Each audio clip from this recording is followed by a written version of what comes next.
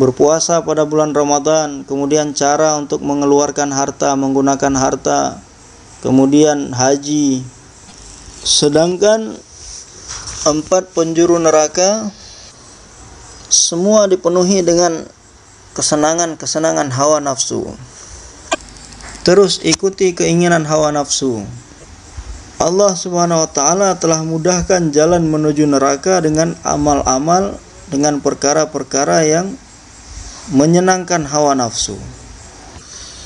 Orang-orang yang memilih jalan menuju surga dan memilih amal-amal Nabi sallallahu alaihi wasallam dan memilih kecintaan dan ketaatan kepada Nabi sallallahu alaihi wasallam, maka Allah Subhanahu wa taala berfirman bahwasanya kami akan mudahkan baginya jalan. Fa amma man a'ta wattaqa wa saddaqa bil husna fasanuyassiruhu lil yusra. Dan bagi orang-orang yang memilih jalan yang salah, memilih jalan kebatilan, kami pun akan mudahkan baginya jalan. Bagi orang-orang yang berjalan menuju jalan neraka, wa amma man bakhila wastaghna wa kadzdzaba bil husna fasanuyassiruhu lil usra. Maka di dunia ini Allah Subhanahu wa taala telah mudahkan kedua-duanya, baik itu jalan yang menuju kebatilan ataupun jalan yang menuju kebenaran. Allah Subhanahu wa taala telah mudahkan bagi manusia. Maka siapa saja yang memilih jalan yang mana saja, maka semakin lama jalan itu akan dimudahkan baginya. Apabila seseorang ingin mencuri ataupun merampok, jadi Allah Subhanahu wa taala tidak langsung menghentikan orang tersebut. Misalnya ketika dia mau keluar ingin mencuri, baru melangkah 2 langkah kemudian Allah patahkan kedua kakinya, tidak. Bahkan akalnya akan memikirkan rencana-rencana ke depan, bagaimana supaya dia ini bisa lancar dalam menjalankan rencananya ingin mencuri tersebut. Jadi saya akan masuk ke dalam rumah tersebut dengan cara seperti ini, kemudian saya akan buka pintunya seperti ini, kemudian saya akan masuk dengan sembunyi-sembunyi ke dalam rumah tersebut seperti ini, kemudian saya akan ambil harta dari rumah tersebut, barang-barang dari rumah tersebut, caranya seperti ini. Bagaimana supaya tidak ketahuan dengan orang rumah yang punya rumah ataupun penjaga, saya akan buat caranya seperti ini, seperti ini. Maka ini bahkan akalnya pun akan buat rancangan-rancangan, rencana-rencana seperti ini. Bahkan pemikiran-pemikiran, rencana-rencana seperti ini pun datangnya dari Allah Subhanahu wa taala. Karena apa saja yang berlaku pada manusia itu berlaku atas kehendak Allah Subhanahu wa taala. Demikian juga seseorang yang ingin mencari penghasilan dengan menipu ataupun berdusta, berbohong, baik itu di kantor ataupun di toko, di dalam pertanian dan lain sebagainya, maka Allah Subhanahu wa taala tidak langsung menghentikan orang tersebut. Misalnya baru berkata bohong 1-2 kata, kemudian dari mulutnya tiba-tiba keluar ulat. Tidak. Bahkan dia bisa berbicara dengan begitu fasih untuk menipu orang-orang, dan orang itu bisa bicara begitu banyak dan memikirkan apa kata-kata yang akan saya sampaikan untuk menipu orang-orang. Bagaimana supaya dengan modal yang paling sedikit saya bisa mendapatkan keuntungan yang paling banyak, bahkan tanpa mengeluarkan modal sedikit pun, hanya bermodalkan kata-kata, hanya bermodalkan kebohongan. Maka dikisahkan pada zaman dahulu ada 3 orang yang pekerjaan mereka adalah membuat perhiasan dari emas. Mereka tinggal di satu rumah, bertiga tinggal di satu rumah, yang mana pada zaman itu rajanya adalah raja yang adil, raja yang sayang kepada rakyatnya. Raja di zaman tersebut senantiasa berkeliling di malam hari untuk melihat keadaan rakyatnya. Barangkali di antara rakyatnya ada yang susah tidur karena satu masalah, ada yang kelaparan, belum makan, dan lain sebagainya. Maka ketika satu malam ketika sedang berkeliling, raja ini tidak sengaja lewat di depan rumah yang ditinggali oleh 3 orang tadi. Maka mereka ternyata di dalam sedang berbincang-bincang, sedang berbicara. Maka yang satu bertanya kepada yang lainnya, bagaimana pekerjaanmu? Bagaimana keuntungan? Bagaimana kamu mencari keuntungan dalam pekerjaanmu? Maka orang pertama menjawab, bahwasanya saya buat perhiasan setengahnya emas dan setengahnya saya campur dengan imitasi. Kemudian orang kedua mengatakan, oh saya lebih hebat dari kamu, saya lebih pintar dari kamu, karena saya buat perhiasan emasnya saya hanya menggunakan emas lebih sedikit dari kamu, yakni 2/3 imitasi, kemudian selebihnya emas asli. Jadi lebih banyak imitasinya daripada yang aslinya. Kemudian orang yang bertiga berkata, oh di antara kalian berdua yang paling cerdas, yang paling pintar adalah saya. Kenapa saya sedikit pun tidak menggunakan emas asli? Jadi semua perhiasan itu semuanya imitasi yang saya buat. Dan orang-orang mengira bahwasanya itu adalah perhiasan emas asli. Maka percakapan mereka pun telah didengar oleh sang raja. Keesokan harinya raja pun memerintahkan untuk memanggil orang yang ketiga tadi, yang mana dia buat perhiasan emas tapi tidak sedikit pun menggunakan emas. Semuanya imitasi, dia bisa membohongi orang-orang. Maka orang ketiga tadi pun telah dipanggil oleh raja. Raja mengatakan bahwasanya saya telah dengar percakapan kalian bertiga tadi malam. Maka saya sekarang ingin menguji keahlian kamu. Apakah kamu benar-benar ahli? Apakah kamu juga bisa membohongi saya dengan membuat emas, membuat perhiasan tanpa sedikit pun menggunakan emas? Maka saya sediakan tempat bagi kamu di dalam istana untuk kamu bekerja. Di sini buatkan untuk saya 1 kalung dari emas, dan emasnya langsung dari saya yang kasih emasnya untuk kamu untuk dijadikan kalung. Dan tempat kamu buat itu adalah di dalam istana, dan kamu akan dikawal oleh 2 orang, yang mana setiap kali kamu datang untuk melakukan pekerjaanmu, kamu akan diperiksa dulu. Kemudian setiap kali kamu pulang selesai dari pekerjaanmu, kamu akan diperiksa lagi. Begitu seterusnya, supaya tidak ada campuran-campuran yang bisa kamu campurkan dengan kalung yang akan kamu buat. Maka orang itu pun berkata, baiklah wahai raja, tapi kalau misalkan saya berhasil bisa menipu tuan, menipu raja dengan mempersembahkan kepada raja ini kalung yang bukan dari emas, apakah saya akan dimaafkan? Maka raja pun mengatakan, ya saya akan maafkan. Berarti saya akan mengakui bahwasanya kamu ahli dalam bidang ini. Maka kemudian orang ini pun mulai bekerja, diberikan emas langsung oleh raja untuk dijadikan kalung yang dibuat dari emas. Maka ketika dia datang mau bekerja, dia pun diperiksa dulu apakah dia ada bawa bahan-bahan lain. Kemudian dia pun bekerja. Siang hari dia kerjakan pekerjaan untuk membuat kalung dari emas untuk raja. Kemudian ketika sore hari dia pulang ke rumahnya, malamnya dia buat lagi kalung yang sama tapi dari bahan imitasi tanpa menggunakan emas sedikit pun di rumahnya. Maka kemudian ketika kalung tadi sudah selesai dikerjakan, baik itu kalung yang dari emas ataupun yang imitasi, yang dia kerjakan dalam istana raja ataupun yang dia kerjakan dalam rumahnya, maka sekarang dia pun memikirkan cara bagaimana untuk menukar kalung yang dari emas ini dengan kalung imitasi yang dia buat di rumahnya.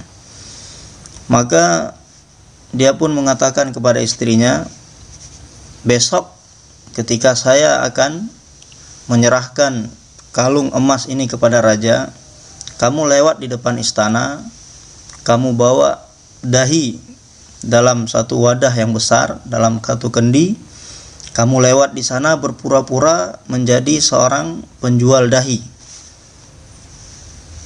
Maka kemudian saya akan minta kepada raja supaya dahi kamu diambil untuk apa? Untuk merendam kalung yang dari emas tadi direndam ke dalam dahi supaya kalung ini berkilau.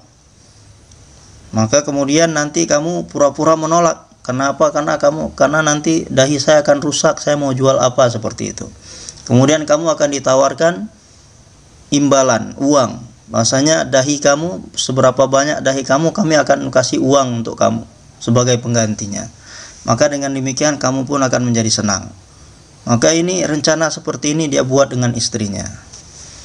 Maka keesokan harinya ketika emas tadi ingin diberikan kepada raja, maka orang tadi mengatakan kepada raja, wahai raja, ini emas sudah jadi, kalung sudah jadi, tapi masih ada satu kekurangan. Apa itu?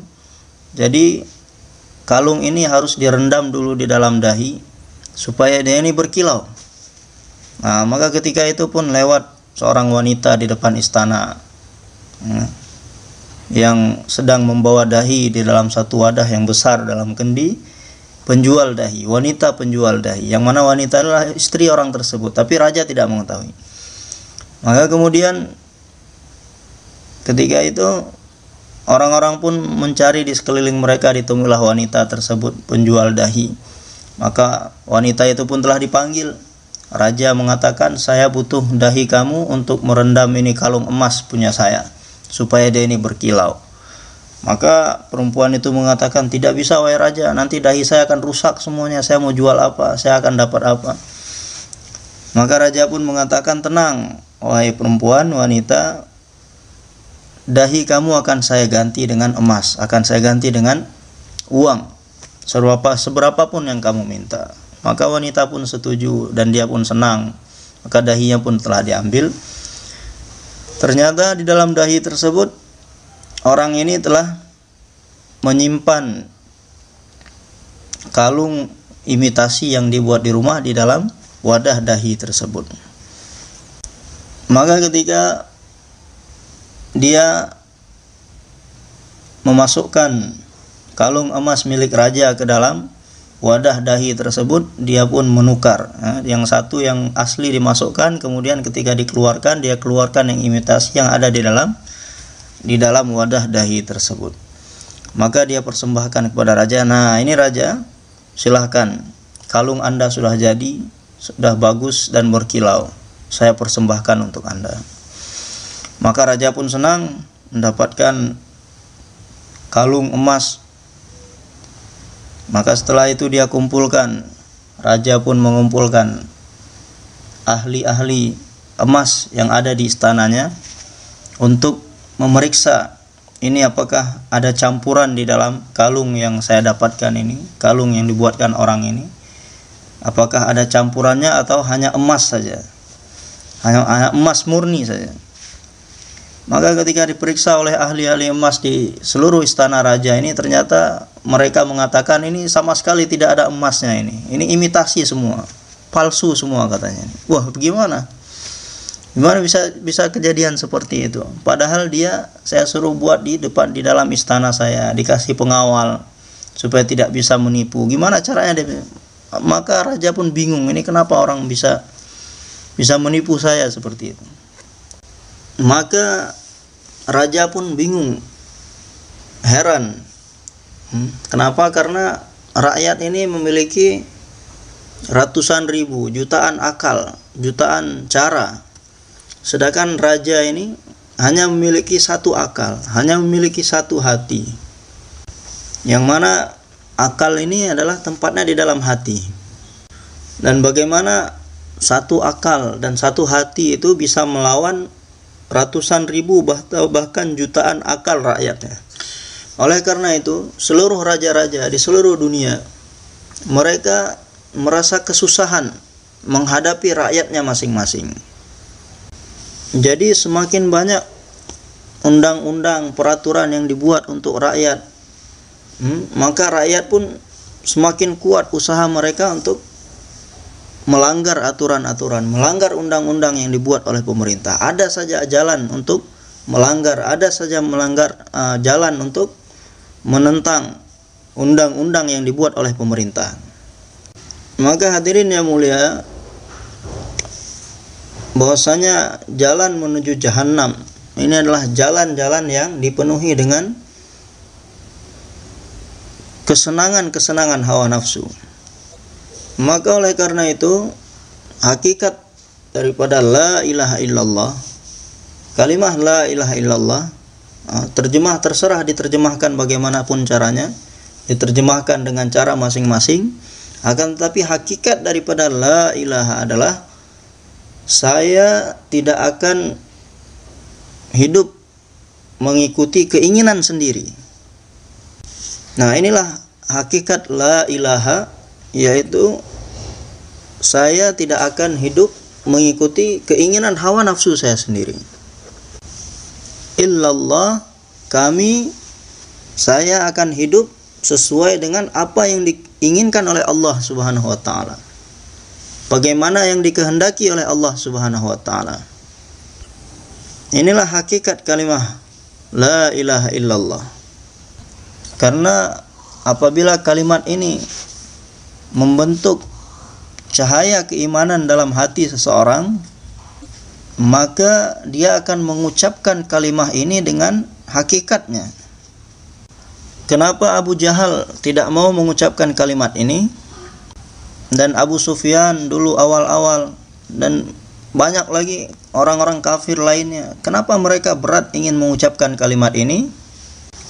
Karena apabila setelah mengucapkan kalimat ini, kita tidak akan bisa hidup lagi sesuai dengan hawa nafsu dan keinginan kita sendiri. Mencari penghasilan dengan keinginan hawa nafsu sendiri. Kita tidak akan bisa menikmati kehidupan kita ini sesuai dengan keinginan hawa nafsu kita sendiri. Karena ketika kita mengucapkan kalimat ini, maka maksudnya adalah sekarang kita tidak akan hidup mengikuti keinginan hawa nafsu sendiri.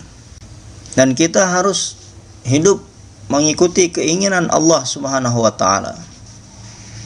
Jadi setelah mengucapkan kalimat ini, seseorang harus meninggalkan kehidupan yang penuh dengan kesenangan, kehidupan yang penuh dengan kenikmatan hawa nafsu, yang mana dari luar nampak di dalamnya ada kemuliaan, di dalamnya ada ketenangan, di dalamnya ada ketenaran, dan di dalamnya ada kenyamanan.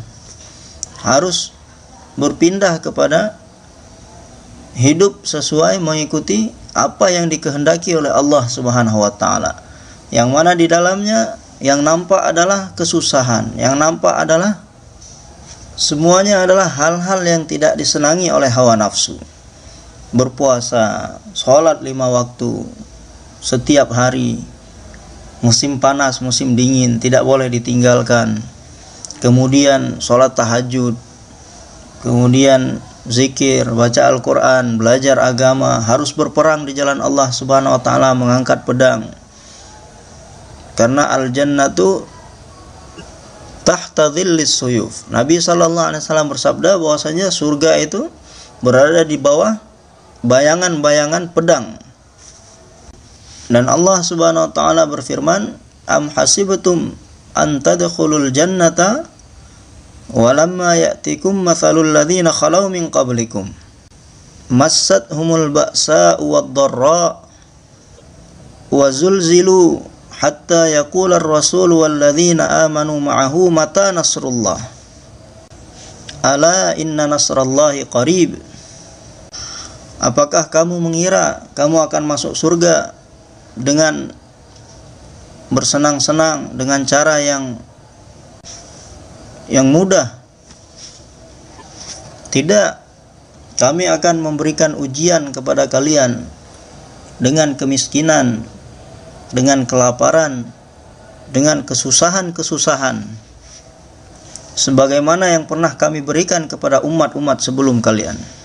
Maka kami akan berikan ujian dan cobaan, kesusahan kepada mereka, kepada kalian, sehingga orang-orang beriman, sehingga Rasul pun akan mengatakan, mata nasrullah, kapan pertolongan Allah akan datang. Kemudian setelah sempurna diberikan ujian dan cobaan, kesulitan, sempurna digoncang oleh Allah Subhanahu wa taala, setelah selesai diberikan ujian, baru Allah Subhanahu wa taala berfirman, ala inna nasrallahi qarib. Ketahuilah bahwasanya pertolongan Allah Subhanahu wa taala itu dekat. Maka pertolongan pun akan datang. Dulu di kota Mekah, di tanah haram, di dekat Hatim, orang-orang kafir senantiasa memberikan siksaan kepada beberapa orang sahabat radhiyallahu taala anhum.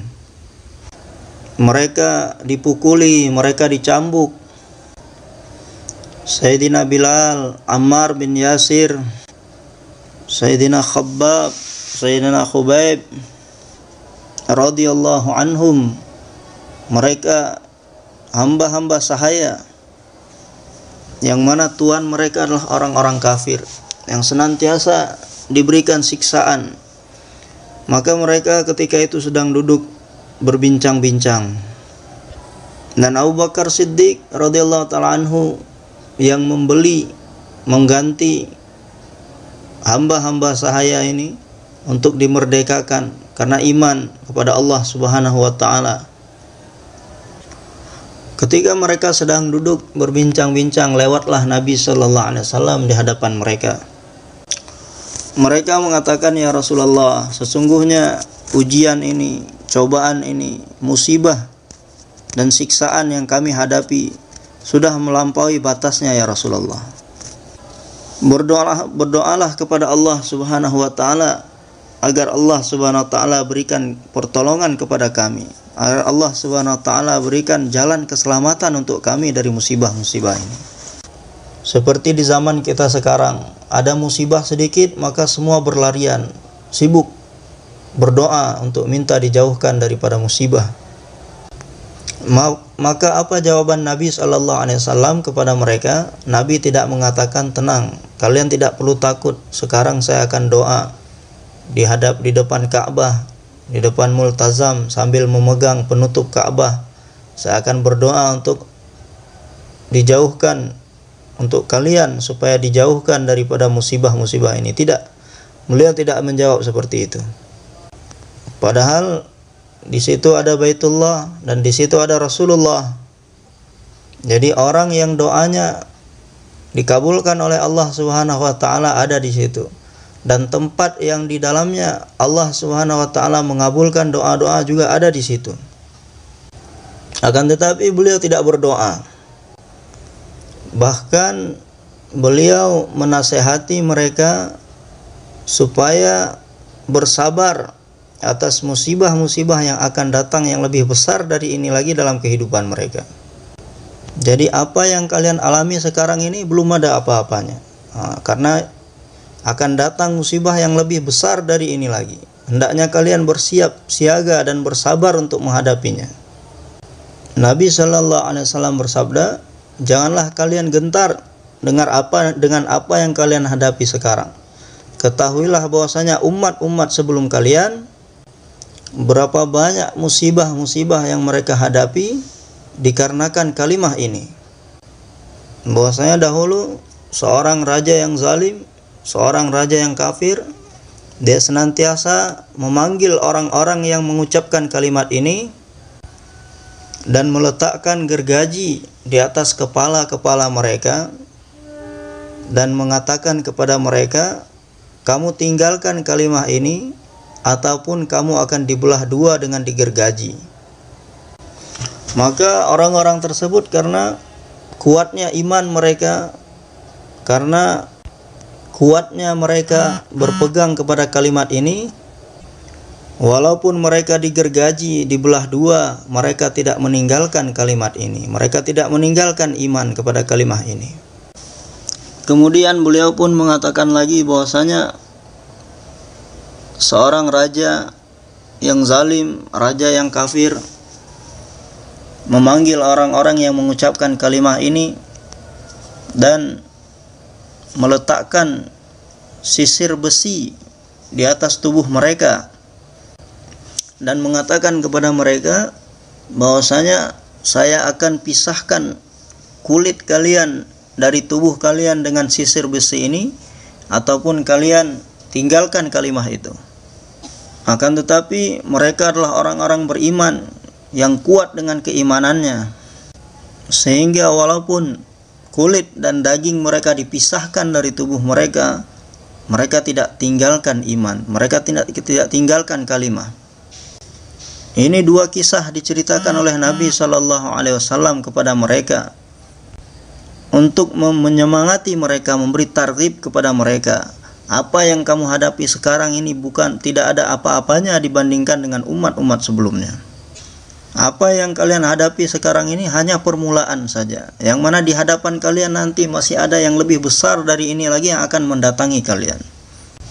Dan hanya dengan musibah-musibah dan ujian-ujian ini saja iman kalian bisa menjadi kuat dan akan meningkatkan keyakinan kalian dan akan menambahkan kecintaan kalian kepada Allah dan Rasul-Nya, dan akan mendatangkan keyakinan terhadap surga di dalam diri kalian, dan akan menghilangkan kecintaan terhadap keduniaan dalam diri kalian, dan akan menimbulkan kecintaan terhadap surga dalam diri kalian, dan akan menghilangkan ketakutan terhadap musibah-musibah dan ujian-ujian dunia dalam diri kalian, dan akan mendatangkan ketakutan kepada jahanam dan ketakutan pada hari hisab dalam diri kalian.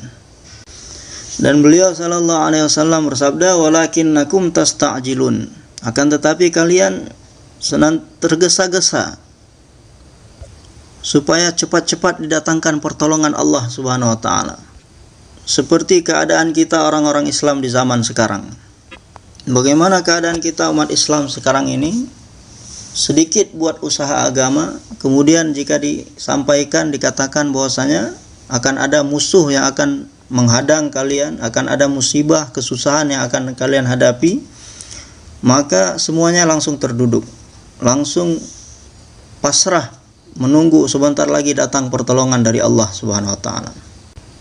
Padahal buat usaha baru sedikit, tapi langsung mengharapkan pertolongan Allah Subhanahu wa taala.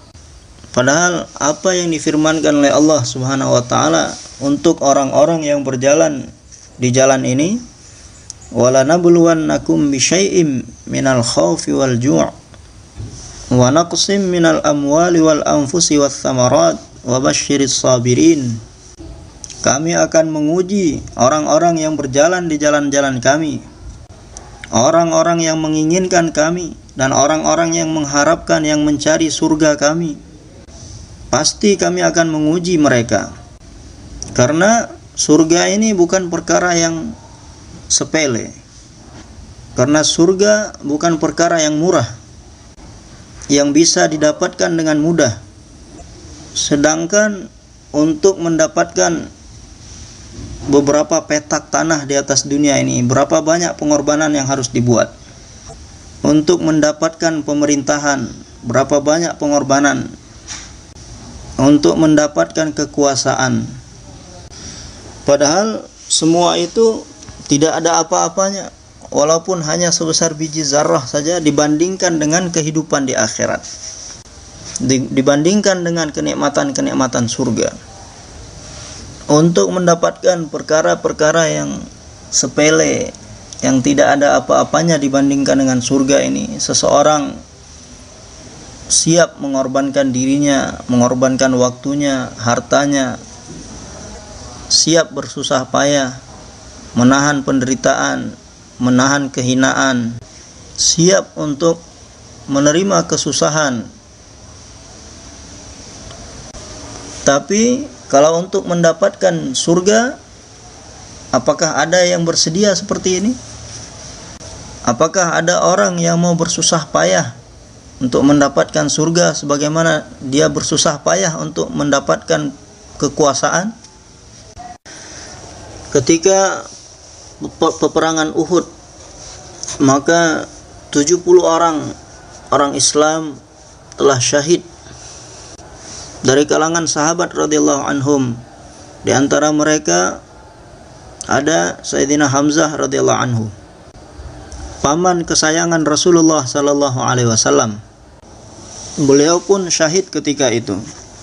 Kemudian seorang pemuda, Sayyidina Mus'ab bin Umair radhiyallahu anhu, seorang pemuda yang menjadi asbab tersebarnya Islam di seluruh kota Madinah, yang mana Rasulullah sallallahu alaihi wasallam telah mengirim beliau untuk mengajarkan agama kepada orang-orang di Madinah. Dan dahulunya adalah anak seorang kaya, anak orang kaya. Dahulu senantiasa diberikan pakaian dari kain sutra oleh kedua orang tuanya, dan senantiasa diberikan wangi-wangian yang harganya ratusan dirham, ratusan dinar. Dia telah korbankan semuanya itu untuk kecintaannya kepada Allah dan Rasulnya. Dan Rasulullah sallallahu alaihi wasallam telah menjadikan beliau ini sebagai pengajar Al-Quran, dan beliau telah mengutus Sayyidina Mus'ab bin Umair radhiyallahu anhu ke Madinah sebelum beliau berhijrah ke sana.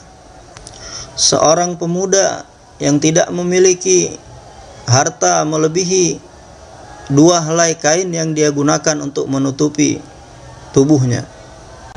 Berapa banyak kabilah yang besar-besar telah memeluk Islam disebabkan beliau. Kabilah Sa'ad bin Mu'az radhiyallahu anhu, satu kabilah yang besar. Berapa banyak kabilah-kabilah yang besar telah beriman masuk Islam disebabkan Sayyidina Mus'ab bin Umair radhiyallahu anhu. Allah Subhanahu wa taala telah tampakkan bahwasanya walaupun seorang pemuda umur yang masih muda, apabila dia mau berdakwah di jalan kami, maka kami akan jadikan dia asbab tersebarnya Islam. Maka beliau pun telah syahid dalam peperangan tersebut, yang mana kain kafannya tidak cukup untuk menutupi tubuhnya. Dan sahabat Abdullah bin Jahash pun telah syahid dalam peperangan tersebut. Dan masih banyak lagi sahabat-sahabat yang dicintai yang syahid pada peperangan tersebut. 70 orang sahabat yang syahid di dalam peperangan tersebut, dan sebagian besar yang lainnya terluka, mengalami luka-luka. Bahkan Rasulullah sallallahu alaihi wasallam, pemimpin 2 alam, beliau pun telah mendapatkan 3 musibah. Yang pertama, beliau terkena lemparan batu yang mematahkan gigi beliau, gigi taring beliau. Kemudian yang kedua, beliau terkena lemparan batu yang menyebabkan topi besi yang beliau gunakan, topi besi untuk berperang yang beliau gunakan telah terbelah dan masuk ke dalam tempurung, melukai tempurung kepala Nabi sallallahu alaihi wasallam, yang mana Rasulullah sallallahu alaihi wasallam mengalami kesakitan yang luar biasa. Kemudian yang ketiga, orang-orang kafir telah membuat lubang yang sangat dalam, kemudian mereka menutupi lubang tersebut dengan rumput-rumput supaya tidak diketahui di situ ada lubang. Maka Rasulullah sallallahu alaihi wasallam pun telah menginjakkan kaki beliau di atas rumput-rumput tersebut yang di dalamnya ternyata ada lubang, dan beliau telah jatuh ke dalamnya.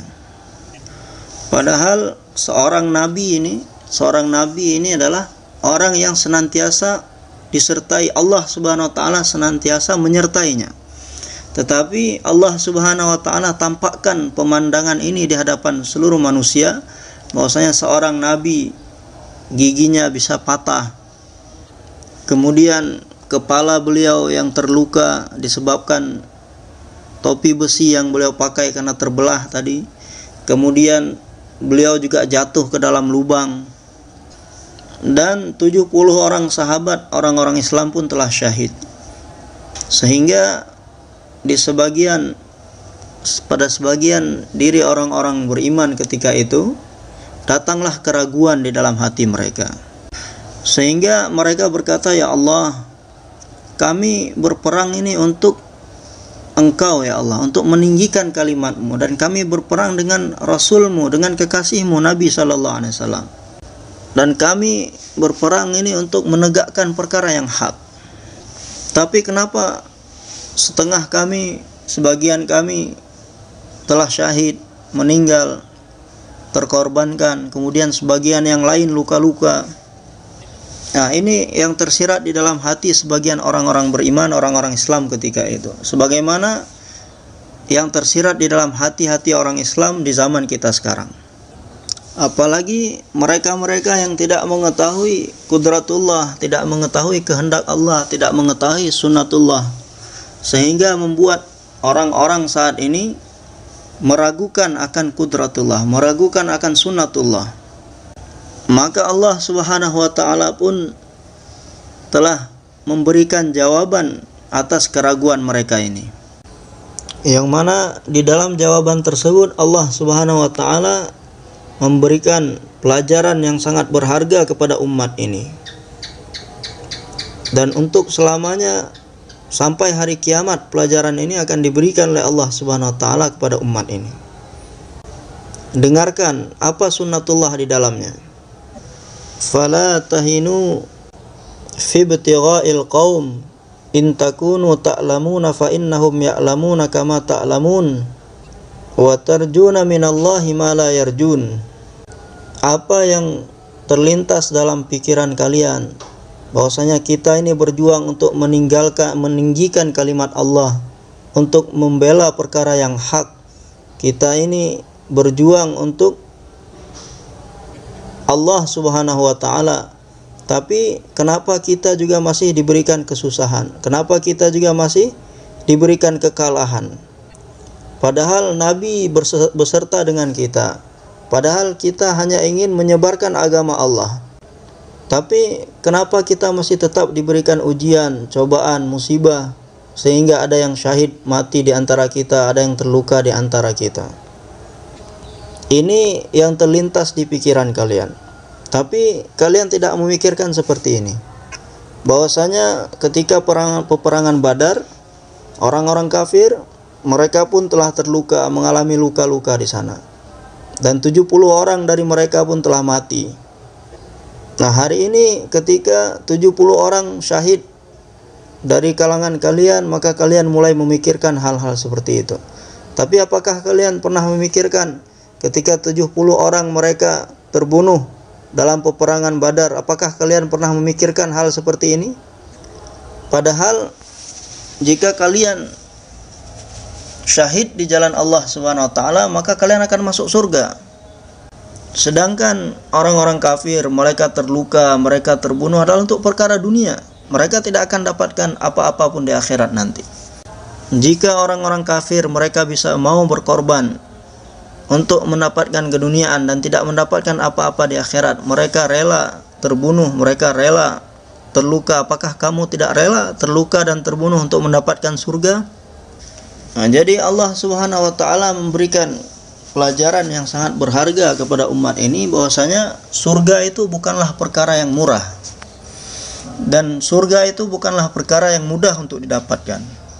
Jika orang-orang kafir mereka rela berkorban, terluka-luka, kemudian rela mengorbankan nyawa mereka, mendapatkan musibah, kesusahan untuk mendapatkan keduniaan yang mana harganya tidak lebih dari sebelah sayap nyamuk. Karena dunia ini harganya tidak lebih melebihi, tidak ada harganya di sisi Allah Subhanahu wa ta'ala bagaikan sebelah sayap nyamuk, walaupun hanya sebelah sayap nyamuk saja. Tapi untuk mendapatkan perkara itu mereka rela berkorban mati-matian, mengorbankan jiwa mereka, mengorbankan nyawa mereka, terluka-luka ketika berperang hanya untuk mendapatkan perkara yang tidak ada harganya. Apakah kalian tidak mau berkorban? Apakah kalian tidak rela terbunuh? Apakah kalian tidak rela terluka untuk mendapatkan surga yang harganya jauh lebih tinggi dibandingkan dengan dunia yang tidak ada harganya apa-apa, yang di dalamnya kalian akan kekal hidup selama-lamanya, di dalamnya kalian akan mendapatkan kenikmatan yang tidak akan ada habis-habisnya. Apakah kalian tidak rela mengorbankan nyawa kalian dan terluka sedikit mendapatkan musibah di jalan Allah untuk mendapatkannya? Nah, ini pelajaran yang Allah Subhanahu wa taala berikan.